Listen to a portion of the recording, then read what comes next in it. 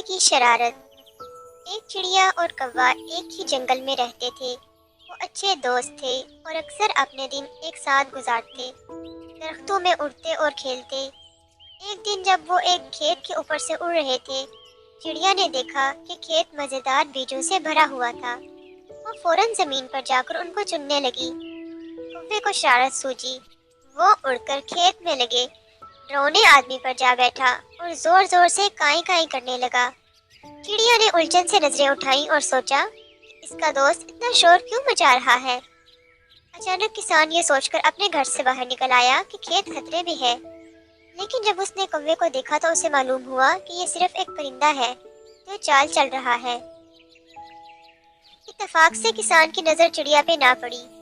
کسان نے کوے کو بھگا دیا اور واپس اندر چلا گیا۔ اس دوران چڑیا کوے کے مذاق سے غافل ہو کر خوشی سے بیج کھا رہی تھی۔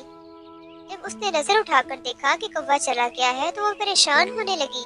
وہ اپنے دوست کو پکارتی ہوئی اڑ گئی۔ آخرکار اس نے کوے کو درخت پر بیٹھا خستے ہوئے پایا۔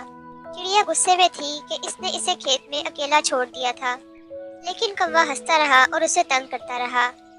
تھوڑی دیر بعد چڑیا کو احساس ہوا کہ کوا صرف کھیل رہا ہے اور اس نے اسے معاف کرنے کا فیصلہ کیا۔ وہ ایک ساتھ کھیلتے اور اڑتے رہے، لیکن چڑیا نے ہمیشہ کوے کی شرارتوں پر نظر رکھی۔